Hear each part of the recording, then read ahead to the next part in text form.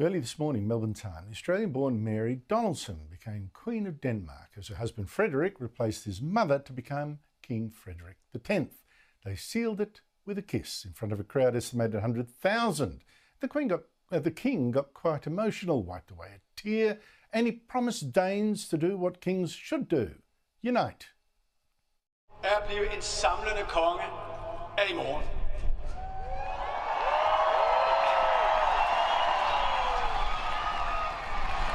Det er en opgave, jeg har nærmet mig hele mit liv. Det er et ansvar, jeg tager på mig med respekt, stolthed og stor glæde.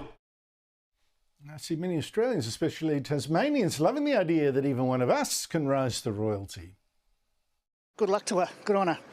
Good on her. Good on him. Yeah. Good on her. Oh, it's wonderful. Finally, an Australian on a throne somewhere. He seems quite at home. Good day, and let us start with a royal headline that stopped people mid-scroll. A princess connected to the Danish royal bloodline has passed away, and while the palace has confirmed the loss, the carefully polished silence surrounding it is raising more eyebrows than answers. When royalty goes quiet, history tells us to listen even harder.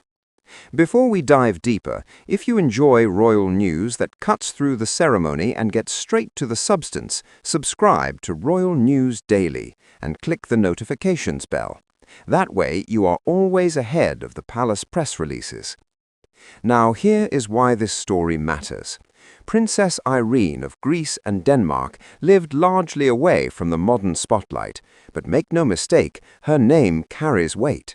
She represented a direct living bridge to Europe's intertwined royal past.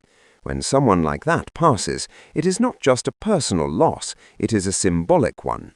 Think of it like removing a load-bearing pillar from an old building. The structure still stands, but everyone suddenly checks for cracks. The palace response has been respectful, restrained, and very brief. Dignified words, minimal detail, and a quick return to official duties. That is classic royal protocol, but in today's world it feels almost too neat. Modern audiences expect warmth, context, and transparency. What they received instead was a polished door quietly closing. This is where curiosity kicks in, not because there is proven wrongdoing, but because the timing feels delicate. King Frederik is still finding his footing as monarch, Queen Mary remains under intense public attention, and Crown Prince Christian is being watched as the future of the institution. Add grief into that mix, and suddenly the palace feels less like a fairy tale and more like a carefully managed pressure chamber. Transitioning from protocol to perception, the public reaction has been fascinating. Messages of sympathy flooded in, but so did questions. When was the last family gathering? How close was she to the inner circle? Why does this announcement feel so tightly controlled? Silence invites speculation, and speculation fills gaps faster than facts ever could. Let us be clear, mourning is private and should be respected, but monarchy survives on public trust. In the past, distance was power. Today, connection is power. The Danish royal family sits right in the middle of that shift, trying to honor tradition while navigating a media landscape that demands openness. Now zoom out for a moment. This loss also highlights how fragile royal stability can be. The institution relies on continuity, familiarity, and reassurance. When an elder royal figure passes, it subtly reminds the public that change is constant, even behind palace walls. That reminder can be unsettling, especially during a reign still in its early chapters.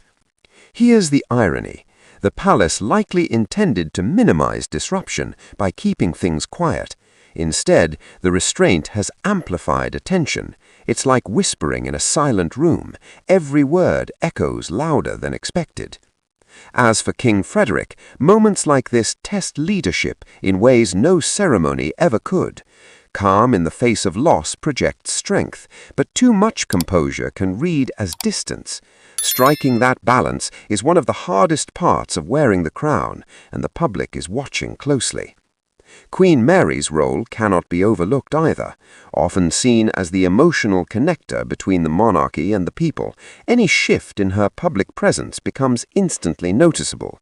Royals may wear black for mourning, but the audience reads everything between the lines. So what is the palace not telling us? Perhaps nothing scandalous, perhaps everything important is simply unspoken. But in royal history, it's often the quiet moments that reveal the most about where a monarchy truly stands. Thank you for watching Royal News Daily.